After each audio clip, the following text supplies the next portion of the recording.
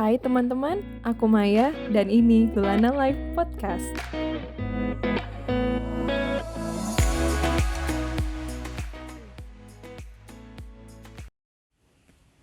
Hai, welcome di Lulana Live Podcast 2022. Di sini kita akan bahas berbagai hal tentang journaling, kehidupan sehari-hari, lifestyle, healing, dan lain sebagainya. Dipandu oleh aku, Maya, coach dan content creator seputar journaling. Now let's just dive right in. Halo guys, aku udah lama banget gak ngerekam podcast. Terakhir udah 7 episode podcast Lulana Live. Dan akhirnya aku ngerekam episode ke-8 ini. Yeay. Singkat cerita, aku tuh kemarin tuh sempet sibuk banget karena harus ngebantuin bakerynya keluarga aku. Jadi kayak udah sibuk lah gitu. Terus akhirnya udah langsung kayak mikirin, ya udahlah aku mikirin Instagram aja. Terus gitu aku mikirin Soleh Luna aja. Jadi aku nggak kepikiran waktu kemarin tuh bikin podcast lagi. Tapi semoga masih enjoy. Dan untuk membuka episode ke-8 ini, aku bareng teman aku, sahabat aku dari kuliah, namanya Indah. Halo Indah. Halo Maya. Kenalan dulu dong Indah. Halo semuanya, aku Indah. Biasa dipanggil Indah aja sih. Gak ada yang spesial juga anyway. Sibuk apa? Sekarang sibuknya sebenarnya tetap jadi desainer ya aku. Jadi aku seorang desainer interior yang banyak sampingannya. Ada yang di bidang fashion juga, terus ada di bidang kuliner, sedikit-sedikit ada kuliner. Terus baru lagi ada yang ngediriin interior sendiri juga. Terus banyak ya. Terus ada lagi sekarang baru memulai podcast gitu. Jadi gini guys, sebelum memulai podcast ini, karena kita ketemunya di luar ya Ndah ya, jadi di alam yang sejuk, jadi teman-teman mungkin sambil bisa mendengar ada suara jangkrik, suara angin, dan suara orang lain yang ya. lagi ngambil piring. Jadi mohon maaf ya guys, nanti akan dicoba di clean sebersih mungkin, tapi semoga teman-teman jadi kerasa kayak lagi ngobrol bareng sama kita ya Ndah ya.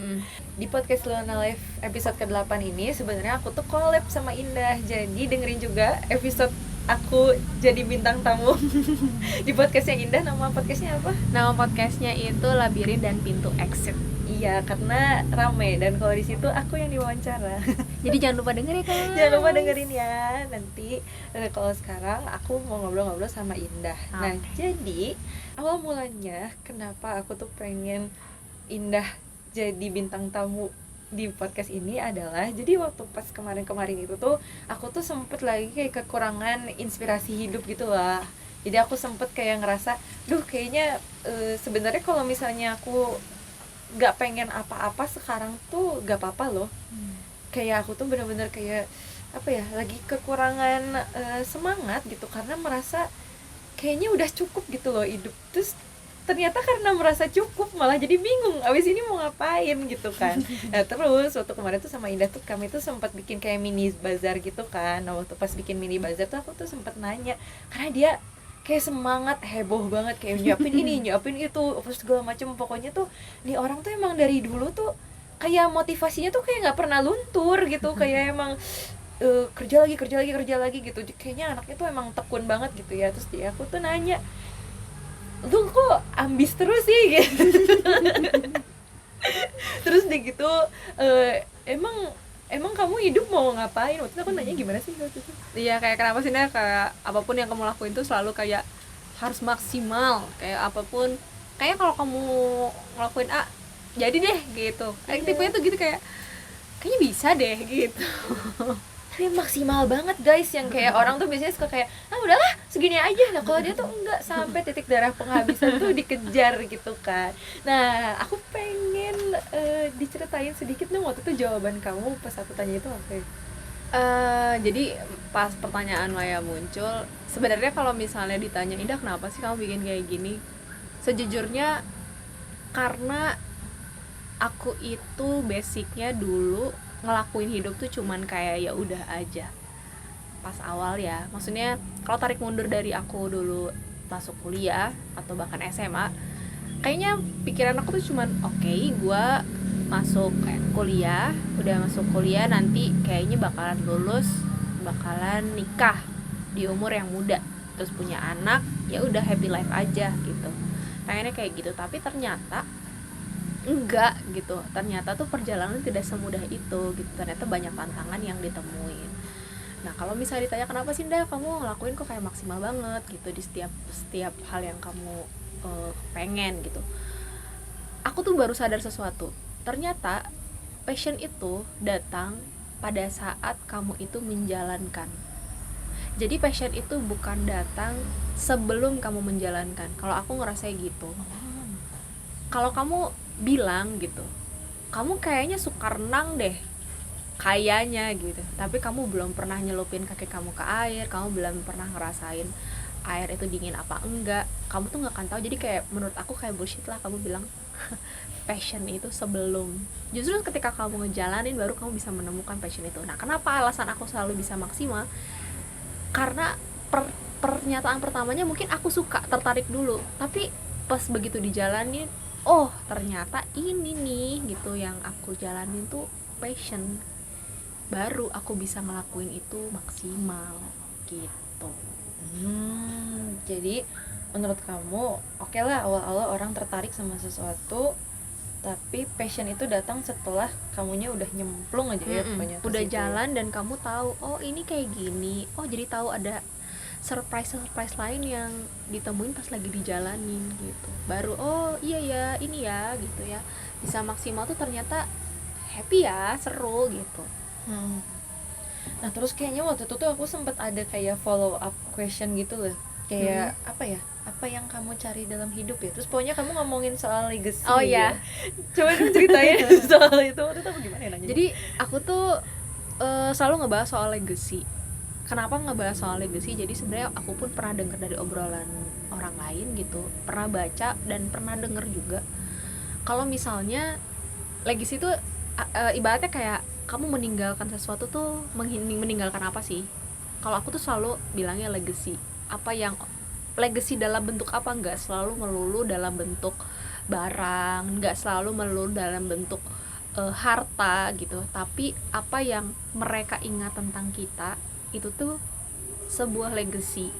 Contoh, misalnya aku ketemu sama salah satu orang, aku tuh selalu ngelakuin semuanya dengan maksimal karena aku mau menjadi legacy di ingatannya mereka. Terlebih misalnya gini, aku pernah ada menyakiti hati mereka, aku pernah ada bikin mereka kecewa, at least tuh ada satu momen yang lo inget dari gue bahwa gue tuh punya ingatan yang baik.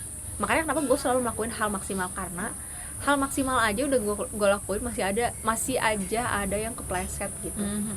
Jadi ya inilah gue, emang tipenya mau melakukan sesuatu dengan maksimal supaya legasinya itu adalah at least sedikitnya mah yang baik gitu. Ya gue memang bukan orang baik istilahnya gitu, kayak gue bukan orang baik, bukan orang yang wah gila jago banget apa-apa, gak punya gitu, gue gak bisa apa-apa. Tapi gue mau belajar dari hidup orang dan gue mau si legasinya tuh yang ditinggalkan tuh ingatan sebenarnya. Lebih ke ingatan kayak aku sama kamu nih Mai, kita tuh pernah berantem gitu. Enggak sekali dua kali, sering banget gitu. Tapi apa sih yang Mai inget? Oh si Indah mah ini. Pernah gak sih lo lihat kayak McD gitu ya, yang diingetnya oh huruf M, warnanya kuning. Itu kan punya ingetan gitu. Kalau orang merem ngasih ayam misalnya, mungkin ada lah oh ini yang ingetnya rasanya gini. Jadi bukan sebenarnya si McD udah ngapain aja, iya itu membantu, tapi sebenarnya yang inget di diri merekanya gitu, kayak apa yang bisa gua inget dari elu. Begitupun aku yang selalu bilang kayak ini aku sama gue suka Pak Belit, maaf ya guys, karena emang aku kalau ngomongnya beda tempat, kadang ngomong gue, kadang beda tempat ngomong aku gitu. Jadi legacy itu buat aku kayak gitu. Kayak kamu bilang kamu pengen meninggalkan legacy berupa ingatan yang baik di orang gitu kan. Nah, apa yang bikin si ingatan baik di orang itu tuh jadi penting gitu buat di hidup kamu? Jadi gini, gimana ya ceritanya? Ada salah satu orang gitu ya, yang dulu tuh bisa berantem banget sama aku. Nggak perlu disebut siapa. Ya mungkin di antara kalian yang ngedenger ini mungkin kalian kerja. ada salah satu orang yang ternyata aku bisa berantem banget gila sama orang ini, tapi setelah apa yang aku sebutin itu dia tuh nggak pernah nerima gitu. Apa yang pokoknya gini nggak pernah nerima gitu. Tapi setelah 5 tahun kemudian bahkan lebih, dia tuh ngontek aku lagi dan dia bilang, ternyata bener lagi yang lu bilang. Jadi tuh balik lagi gitu, si fasenya tuh mundur. Iya. Ternyata teh yang lu bilang gue gini-gini, ternyata lu tuh kenal banget gue lagi gitu. Jadi teh yang aku nggak sangka tuh ternyata apa yang pernah aku sebutin tuh mereka teh inget gitu. Dan itu ternyata bukan momen yang menurut gue teh berantemnya justru, tapi momen yang mereka inget tuh yang baiknya, yang akhirnya aku teh ternyata seburuk apapun kita ada momen dimana mereka teh inget. Makanya ya udah gitu, mau ngelakuinnya maksimal aja, even ada kesalahan dan aku nggak baik, ya udah itu hanya menjadi satu momen bagian yang lain, tapi ada momen lain loh yang Diingat, ya diingat kayak sama gitu orang. Iya. Sebenarnya jadinya random ya, apa yang kita kasih ke orang ya penerimaan seseorang Berarti, beda-beda. iya, terus dia kan kayak nerimanya kayak gimana pun ya kita nggak tahu kan, mungkin kita niatnya baik, dianya ngerasa nggak baik, bahkan kita niatnya awalnya nggak baik, mereka ngerasa baik kan nggak tahu ya. Iya benar. Itu sih sebenarnya legasinya. Oke.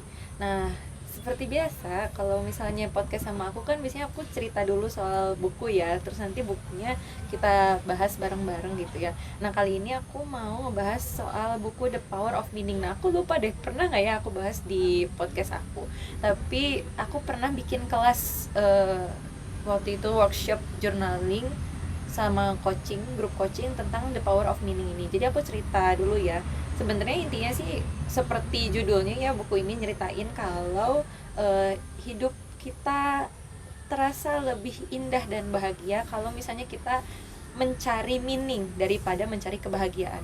Jadi kalau misalnya kita nyari kebahagiaan doang, bahagia itu kan datang dan pergi gitu ya. Jadi nanti waktu pas kita sedih, kita merasa harus kembali bahagia sesegera mungkin. Iya, benar. Sementara kalau misalnya mencari meaning, bahagianya kita meaningful, sedihnya kita meaningful gitu. Apa yang momen-momen yang ada di depan mata tuh jadi meaningful, inti dari si bukunya itu. Terus buku ini tuh cerita tentang ada 4 pilar bagaimana orang bisa mencari meaning dari hidup mereka gitu. Ada belonging itu perasaan memiliki dari sebuah relationship, jadi bisa belonging in friendship, bisa belonging in couple. Kalau misalnya punya couple, bisa belonging in family, dari mana aja. Terus ada purpose, life purpose. Terus ada storytelling, bagaimana kita menceritakan hidup kita. Sama ada transcendence. Transcendence itu adalah momen putar balik, momen besar gitu, yang bikin kita tuh Ingat. Jadi punya drive dari kehidupan itu.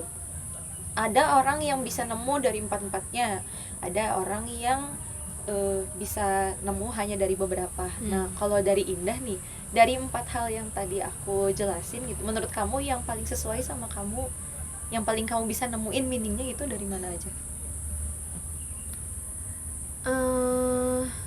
Tadi tuh apa aja? Yang pertama ada belonging. Kalau belonging itu perasaan memiliki, bisa family, yang kayak dari relationship, biasanya orang ke orang. Purpose, life purpose. Terus kalau storytelling, bagaimana kamu menceritakan hidup kamu, cerita hidup. Terus kalau transcendence itu momen yang penting banget.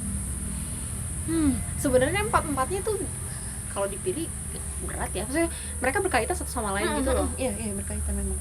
Kalau bilangin lebih ke diri kita nggak sih, maksudnya kayak memiliki orang lainnya gitu kan. Nah itu bisa macam-macam sih, tapi kalau dari si buku ini dia cerita lebih ke ternyata walaupun kita udah love myself juga, ternyata kita butuh orang lain gitu. Terus dia yang belonging ini, dia tuh bentuk relationshipnya sebenarnya macam-macam.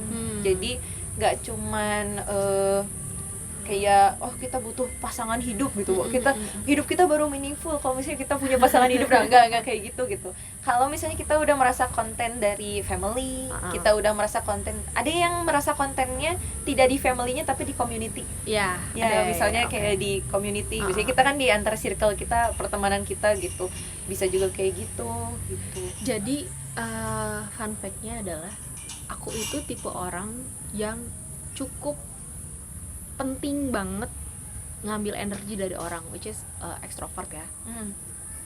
Nah, kalau misalnya dibilang belonging sama orang gitu ya, mau sama keluarga atau sama pertemanan, buat aku tuh gak bisa gimana ya, sama-sama penting. Pasangan penting gak? Penting banget juga gitu. Tapi justru yang aku temuin tuh kebalik. Aku tuh gak pernah nemuin belongingnya for myself. Gak pernah nemuin. Jadi aku selalu merasa bahwa semua energi itu datangnya dari luar, karena itu sifat ekstrovert kan. Aku ngerasa bahwa ketika aku bersama orang lain itu akan menjadi suatu momen yang berharga. Jadi aku tuh sangat menghargai semua momen ketika aku bersama orang lain. Alhasil ketika aku sendiri dan gak sama orang lain, aku tuh selalu ngerasa bahwa diri aku tuh useless. Justru jadi ketakutan terbesar aku salah satunya adalah gue tidak berguna. Ketakutan aku tuh ada dua. Yang satu tidak berguna lagi, yang kedua lupa ingatan sendiri. Misalnya gue makin menua dan gue lupa. Itu dua yang paling aku takutin. Nah, dapetin belonging dari diri sendiri itu baru didapat setelah biasanya ya, setelah badai biasanya aku tuh. Setelah badai akhirnya aku merefleksikan diri sendiri bahwa bukan cuman lu bareng sama orang lain, bahwa lu menemukan diri lo teh ketika lu tuh bahkan di titik yang paling terendah dan down. Di situ lu sangat, oh iya ternyata gue teh hebat ya telah melakukan ini. Oh ternyata gue tuh belonging ke diri sendiri teh. Oh ini gitu, cinta yang kepada diri sendiri teh. Tapi emang bener ya, maksudnya karena sifatnya ekstrovert, ngerasa sama orang lain itu gak bisa digantikan buat aku. Jadi kalau dibikin division book gitu, rak buku, aku tuh tipe orang yang bisa ngedeskripsiin setiap orang tuh bisa mungkin satu buku setiap orang. Tipikalnya gitu. Kenapa? Karena mungkin aku analitik dan gue Aries ya. Aries itu gue cukup zodiak banget anaknya. Aries itu tipe yang sangat berpetualang, dan Aries itu tipe yang sangat menganalisa setiap lingkungannya. Jadi kalau misalnya ditanya, Indah kenal sama siapa? Maya. Gue tuh punya buku sendiri tentang Maya, dan gue bisa ngejelasin dari huruf A sampai Z tentang dia. Dan itu dilakuin di setiap fase hidup aku, yang setiap aku temu orang. Tapi itu orang yang benar-benar bisa bersinggungan gitu, bukan yang oh gue baru kenal terus gue bisa ngedeskripsiin dia kayak gimana, enggak. Tapi yang emang udah mau berjalan sama aku terus ngobrol, aku tuh bisa ngelihat mereka tuh keren banget. Gue tuh gimana ya, kalau gue ketemu sama orang dan gue tuh punya feeling 10 menit gue bisa duduk sama dia bareng, duduk berdua gitu ya, 10 menit bisa ngobrolin apa. Kalau dalam 10 menit gue gak bisa ngobrolin apa, gue cabut. Gue gitu tipenya. Nah, makanya kalau ada orang bisa bareng lama sama aku, berarti dia tuh udah bisa melewati 10 menit itu, dan dia tuh bisa going bareng gitu, ngobrol deep. Akhirnya punya bukunya mereka masing-masing di dalam diri aku. Itu yang belonging. Mungkin itu penting. Terus apalagi tadi teh Life purpose? Nah, life purpose aku tuh sebenarnya dulu tuh gak jauh-jauh dari ibu rumah tangga sebetulnya. Jadi aku tuh suka banget melayani anaknya. Serve itu gak tau ya, aku sampai kayak, lu kayak babu ya. Emang gitu. Kalau bisa ditanya, lu babu? Emang ini kayaknya gue babu gitu. Karena aku tuh suka banget serve ke orang. Setiap orang yang aku temuin, kalau bisa di serve dengan baik, gue serve. Love language kamu berarti? Iya. Jadi act of service parah. Kayak aku babu ya nih. Kayak aku akan bisa melakukan gitu, kayak temanya tuh gitu, kayak aku pasti bisa melakukan ini. Jadi sebuah challenge, karena kan balik lagi ya, Aries itu anaknya challenge banget gitu. Jadi dia tuh hidup itu kayak petualangan. Pokoknya ada challenge baru. Jadi begitu ada orang, aduh aku tuh kesusahan ini, oke, gue bisa bantu apa gitu anaknya. Bener sih. Jadi tipenya gitu. Kayak aku tuh, kalau purpose aku, life purpose aku tuh sebenarnya serve ke orang. Terus yang ketiga tuh apa ya tadi ya? Ketiga itu storytelling. Storytelling ini adalah bagaimana kamu menceritakan hidup kamu. Jadi menceritakan hidup kamu tuh kayak gini, orang yang punya hidup yang meaningful, dia akan lebih banyak menceritakan kehidupannya dengan kata-kata positif. Tapi kalau misalnya dia kesulitan menemukan meaning dari hidupnya, biasanya dia bentuk-bentuk kalimatnya akan pesimis. Dia akan cenderung hanya menceritakan kegagalan dia ke orang gitu. Kalau misalnya life purpose, kalau ngomongin kegagalan, kayaknya bener sih. Aku kayaknya pernah ada momen di kayak gitu. Tapi biasanya itu tuh gak gimana ya, kayak justru jadi buat aku patokan gitu loh, Mai. Kayak misalnya aku ngomongin kegagalan itu kayak ya lagi gue pernah gitu lagi dulu, ya lagi gue pernah gitu, ya udah ya bener, kayak ketawain aja. Iya. Akhirnya life purpose gue teh ternyata gue pernah ngerasa gini nih, aku pernah ada di titik dimana gila gue capek banget ya, gila gue ngelakuin ini tapi nggak ada hasilnya dan sebagainya. Tapi 5 tahun yang lalu Ida juga pernah ngomong gini, atau enggak bisa 15 menit yang lalu gue bisa pernah ngomong kayak gini. Jadi kayak yang ya udah jalanin aja lah gitu. Kalau life purpose yang maunya kayak gimana, sebenarnya tujuan aku tuh dari dulu selalu ngerasa ngelakuin itu maksimal aja. Jadi aku tuh nggak pernah ahli di satu bidang apa, nggak pernah ada keahlian si Indah itu ahli di bidang desain. Aku tuh nggak suka desain sama sekali. Sebenarnya aku tuh nggak pernah sampai di titik ini kayak wah gila Indah ngedesain apa aja jadi gitu. Aku tuh nggak pernah ada kepikiran bisa desain. Bisa itu karena aku tuh pernah diajarin dan aku akhirnya serius ngambil itu. Berproses. Aku bisa ngegambar, misalnya aku suka fashion, itu teh karena aku teh berproses gitu. Terus semuanya itu teh gak ada gitu life purpose-nya gue maunya ini gitu, enggak.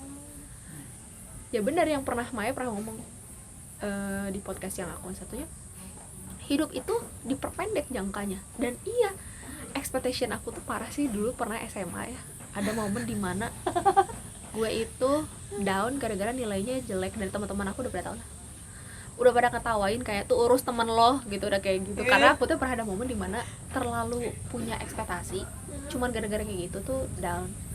Akhirnya caranya ya udah memperpendek ekspektasi dengan apa yang harus gue lakuin di minggu ini, apa yang gue harus lakuin di 2 minggu ini, apa yang gue harus lakuin di 12 jam ini. Gitu jadinya kayak gitu. Jadi life purpose-nya ya lebih kayak gitu. Harapan jangka panjang ada nggak? Ada. Tapi kan untuk mencapai itu ya gue harus melakukan kayak ini ngerjain ini dulu, baru ngerjain ini. Kalau life purpose aku mah sebenarnya ya surfing gitu yang paling utamanya. Terus yang terakhir itu transcendence. Kalau transcendence itu momen titik balik. Sebenarnya si transcendence ini kalau yang dijelasin di buku lebih magical sih. Jadi lebih sampai ke titik ekstrim, kayak mungkin kamu pernah hampir meninggal. Kamu pernah hampir meninggal terus kamu tuh dapat kesempatan kedua gitu ya dari Allah gitu, dari Tuhan gitu ya. Atau enggak momen yang apa ya? Biasanya kalau orang mungkin kayak momen umroh. Jadi dia kayak menemukan sesuatu yang wow gitu. Jadi kayak sesuatu yang menggugah sampai ke spiritual kamu gitu. Kamu ada nggak momen yang kayak gitu di hidup kamu? Biasanya momen yang datang itu ketika sesuatu nggak bisa aku capai, ketika semuanya itu ternyata nggak. Misalnya gini, aku tuh tipe yang cukup meyakini dengan diri aku. Jadi aku tuh tipe yang kalau aku mau, kalau bisa harus kecapai. Nah, ketika ada momen yang aku bilang jangan terlalu ketinggian mikirnya dan tidak sesuai dengan apa yang aku pikirkan, itu momen dimana aku tuh justru sangat low banget di diri aku. Itu kayak yang wah gila ya, gue tuh udah ngelakuin maksimal nih gitu, tapi ternyata teh enggak lagi. Wah gue tuh pengennya ini nih yang dijadiin hidup gue, tapi ternyata enggak lagi. Nah itu tuh justru momen-momen down. Pernah nggak ada momen kayak lu pengen bunuh diri? Wah banyak banget. Tapi yang selalu ngebalikin lagi adalah gue ngeliat ke belakang diri gue kayak apakah ini yang gue harapin gitu, apakah ini momen dimana si Indah tuh yang dulu tuh happy nggak sih dengan melihat seperti ini gitu, atau apakah ada dampak dari orang sekeliling. Gue tuh sempat gini sih Maya ngerasa tipe aku tuh tipe yang kalau misalnya aku nggak berguna buat orang berarti selesai hidup gue. Iya bermanfaat Itu sering sih kayaknya Iya. bermanfaat tuh salah satu life purpose yang kayaknya gede juga sih buat orang-orang. Gue tuh selalu banget ngerasa kayak gitu. Dan ada banyak fase di kehidupan aku ketika wah gue nggak ngerasa lagi berguna dan orang kayaknya udah nggak butuh gue. Sometimes suka kayak overthinking banget sampai kayaknya keluarga gue kayaknya udah terlalu bisa stabil deh tanpa ada gue. Ngerti nggak sih? Iya. Jadi kayak apalah gunanya gue di sini Bener, gitu. bener, Nah di bener. situ biasanya sampai titik banget yang mikir kayak gue udahan aja gitu ya. Tapi akhirnya bangkit laginya di yang justru momen-momen down Yang kayak itu. gitu. Jadi kalau menurut Indah tuh momen transcendence itu adalah momen down, tapi yang malah jadi titik balik utama. Iya, karena aku nggak pernah nemu itu dari karena aku selalu ngerasa bareng sama orang itu kan apa ya, sisi ekstrovert aku tuh penuh gitu, tapi ternyata begitu dapet diri sendiri baru nemuin wah gila spektakuler ini ya diri gue gitu. Ternyata Iya, ada sesuatu yang lebih gitu. Oke. Nah, si buku ini tuh bilang ya Dah ya. Jadi katanya tuh next levelnya kalau misalnya kita minimal kita udah menemukan ada pilar lah gitu, sampai akhirnya kita tuh udah tahu ya di mana kita mencari meaning. Kalau Indah kayaknya paling banyak dari perasaan relationship itu ya, dari yang dari relationship itu. Nah ada next levelnya ternyata Nda.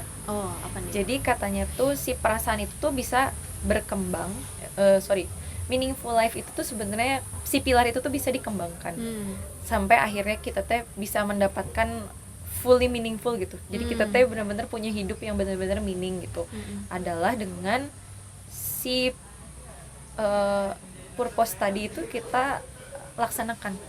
Jadi kayak kita benar-benar hidup akhirnya sesuai dengan sama meaning dan tujuan gitu, dan akhirnya tuh tercapailah gitu si meaningful life itu karena kita udah tahu oke, meaning kita dapetnya dari sini, dan momen-momen yang kita lanjutkan ke depannya tuh semua pasti tentang meaning gitu kan, momen-momen ke depannya tuh. Nah terus jadi gimana cara kamu mengembangkan si meaning itu supaya tercermin ke kehidupan kamu ke depannya?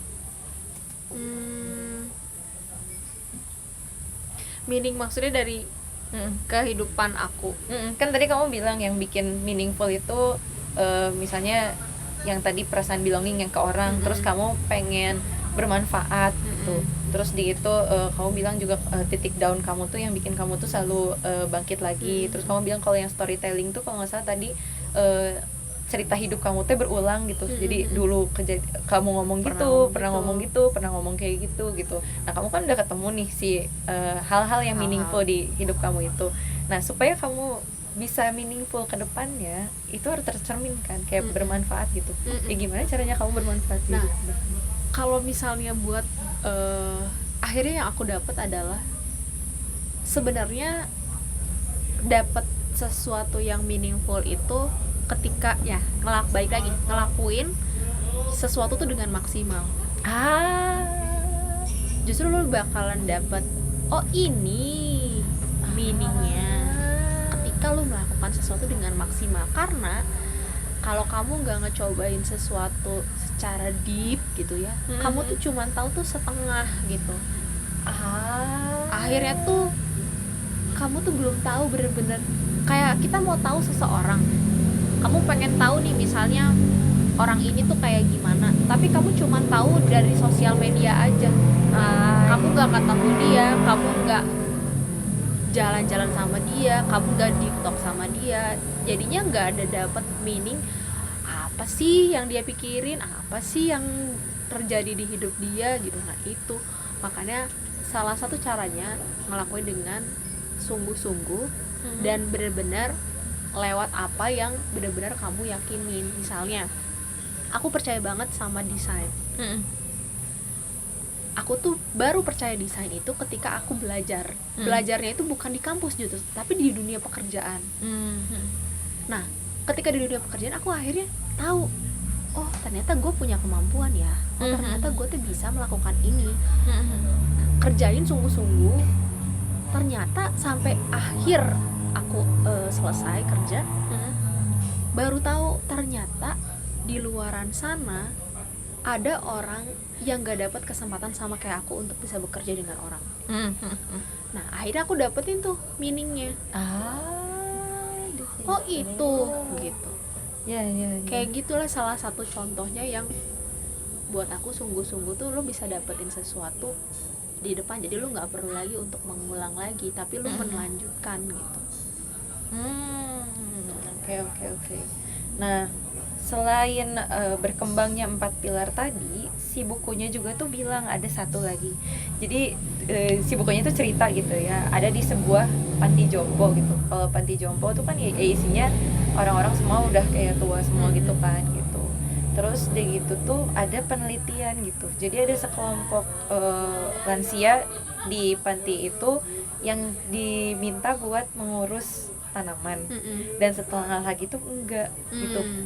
Ternyata orang-orang yang disuruh mengurus tanaman ini kayak baik secara mood, kualitas kehidupan mereka di panti itu tuh berubah Jauh lebih baik. Jadi ini tuh penelitian itu menunjukkan yang kata kamu tadi, gak cukup meaning itu kalau misalnya kita simpan, tapi gimana caranya kita tuh jadi bermanfaat buat orang lain kan. Terus nah, jadi apa strategi kamu supaya kamu bisa terus menyebarkan meaning ini dan bermanfaat bagi banyak orang?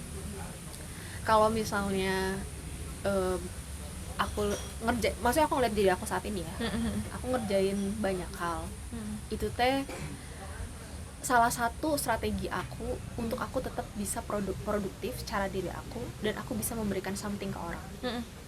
Jadi tujuan life purpose aku tercapai, surfing aku tercapai, dan aku pun bersungguh-sungguh di situ, meskipun gitu kan ada challenge gitu.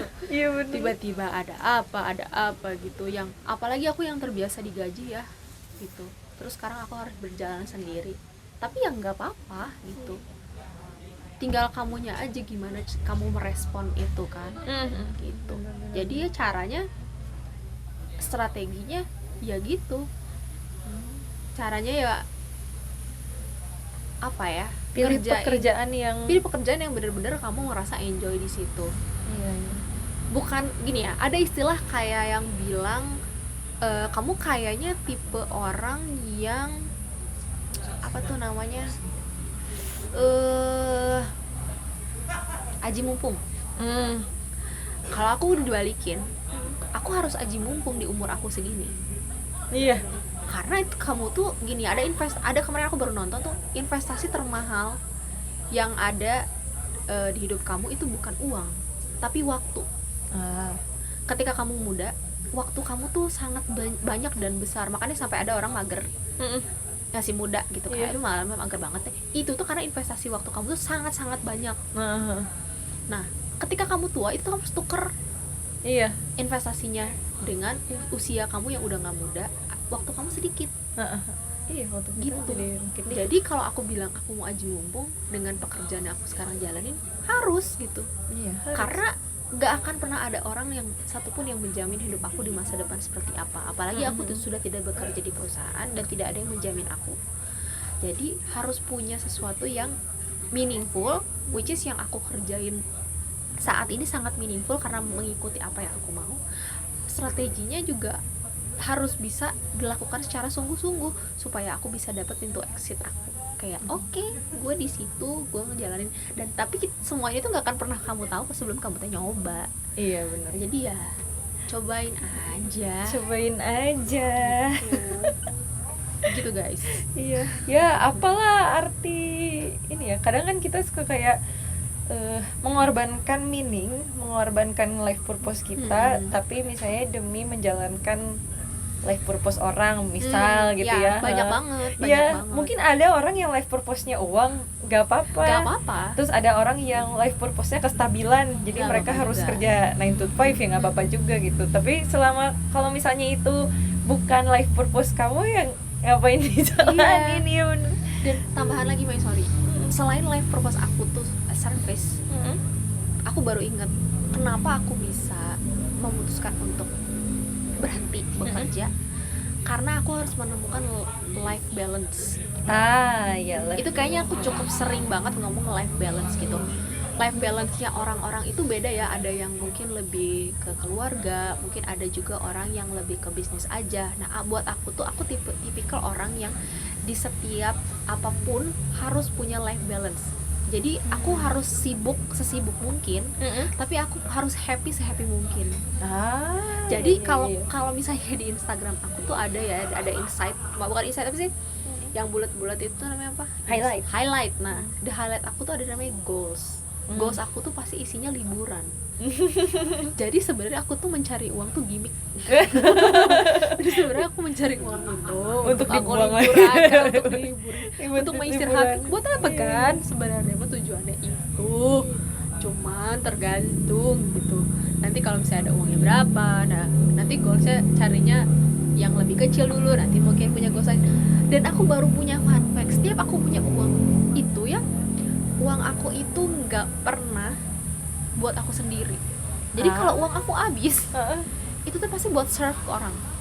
Maksudnya kenapa? Karena aku tuh senang menyenangkan orang lain. Aku baru dapat hadiah, guys. Karena aku tuh suka banget gitu. Maksudnya bukan kayak berbentuk uang ya, ngasih ke orangnya. Bahkan misalnya kayak ngasih ke siapa, bikinin apa, itu tuh buat aku tuh happy gitu. Aku sering banget kecipratan, guys. Udah apa tuh kamu Dauju, cek juga ya Instagramnya. Oh ya, boleh tuh Dauju. Supaya teman-teman mendapatkan ini meaningfulnya Indah. mungkin rasa tiramisu hidupnya. Akan keciprat rasa tiramisu gitu. Yeay, kalau gitu ini agak gantung sih sebenarnya. Tapi sebenarnya pertanyaannya udah habis. Indah mau nggak ngasih kayak kesimpulan sedikit tentang meaningful life untuk Indah? Meaningful life buat aku itu titik dimana yang bakal bikin kekuatan baru. Jadi setiap apapun yang bikin aku berarti, di situ aku ngerasa happy. Di situ aku bisa nemuin titik, oh ini my purpose life, oh ini my meaningful life. Dan buat aku it's okay untuk buat kamu-kamu yang lagi pada berat banget ngejalanin hidup, untuk take a break sebentar dan lu lihat dulu sekitar ada apa nih, baru jalan lagi. Dan gak apa-apa banget untuk mengenyampikan sedikit omongan orang untuk diri kamu ke depannya. It's okay ketika timeline kamu berbeda dengan orang lain. It's okay banget untuk kamu punya timeline kamu sendiri. Dan it's okay banget ketika kamu down dengan perkataan orang dan sebagainya, untuk kamu punya ruang kamu sendiri sebelum kamu bisa membuka diri gitu. Jadi obrolan aku sama Maya ini buat aku cukup bercermin sih sama diri aku. Oh ternyata gak selalu ya hidup itu melulu soal menyenangkan orang lain. Karena ternyata kamu tuh perlu lagi untuk menyenangkan diri kamu dulu. Ketika kamu udah punya cinta yang sangat banyak sampai luber, kamu bisa sharing itu ke orang lain. Yang aku rasa aku kayaknya kebalik deh dari dulu. Justru aku selalu menyenangkan orang lain dulu sebelum aku menyenangkan diri aku. Kayaknya emang kamu paling besar dari belonging berarti ya. Ternyata aku kayak gitu banget lagi. Aku tuh sampai istilahnya sempat ada pertanyaan dari temen aku, kalau kamu lagi ada di perahu, cuman ada 2 perahu di situ, kamu akan menyelamatkan siapa? Itu pertanyaan yang bikin aku mikir sih. Apakah diri kamu sendiri atau kamu menyelamatkan orang yang justru kamu sangat sayang? Itu tuh sesuatu yang berkontradiktif sama kehidupan aku. Aku pasti pengennya nyelamatin orang lain dulu, gue nggak apa-apa deh gitu. Tapi ternyata kamu tuh harus nyelamatin diri kamu dulu untuk kamu bisa narik orang lain masuk ke perahu. Ya kayak siapa namanya, pramugari gitu. Mereka harus diajarin untuk safety life untuk diri mereka dulu, baru mereka bisa nolongin orang. Akhirnya di situ cukup menampar aku gitu. Begitulah kurang lebih. Wah, ya ampun, terima kasih untuk waktu yang meaningful ini, Indah. Selamat datang. Sama Maya. Semoga kamu ini bukan kedatangan Indah yang terakhir di podcast Nanti ini. kita main-main lagi Iya, ya. nanti kita main-main lagi. Ini kayaknya ini ya temanya. Aku tuh seneng ngobrol dulu sama orang, terus ngeliat orang potensinya apa. Oke, kita kita podcast pakai tema itu. Gitu. Jadi aku harus kayak ngerti dulu nih orangnya kayak gimana. Jadi semoga ini bukan obrolan kita yang terakhir, kita menemukan hal-hal Ya, menarik lagi. amin. Jangan lupa dengerin podcastnya Indah dan Ya. jangan lupa cek juga podcast aku yang lain karena udah 7 episode. Aku yakin mungkin teman-teman belum pada denger, itu rame-rame kok episode-episodenya. Walaupun kebanyakan isinya suara aku doang. Aku sukanya solo podcast. Tapi tetap enak buat didengar. Sekian aja untuk episode kali ini aku belum ngasih. Jadi biasanya kalau di Lulana Live Conclusion. itu ada pertanyaan journaling buat temen-temen. Oh. Iya. Nah, Oke. jadi untuk episode kali ini aku mau tanya, silakan teman-teman journaling di bukunya teman-teman sendiri, apa arti meaningful life untuk teman-teman dan apa yang membuat hidupnya diri teman-teman itu meaningful. Aku sebenarnya penasaran sih kalau misalnya teman-teman ada yang dengerin podcast ini dan pengen sharing, jangan lupa di tag aja ke Instagram @lulanalive karena aku juga pengen denger cerita teman-teman. Semoga teman-teman sehat dan Indah juga sehat. Amin. Dan Terima kasih, semoga Maya. Indah juga sukses ke Amin, amin, depannya. Terima kasih udah mendengar podcast kami. Bye bye. Itu dia podcast episode kali ini. Semoga teman-teman suka ya. Kalau teman-teman merasa podcast ini bermanfaat, jangan lupa share di sosial mediamu dan tag kami di @lulanalive. Akun kami ada di YouTube, Instagram, dan TikTok. See you on the next episode.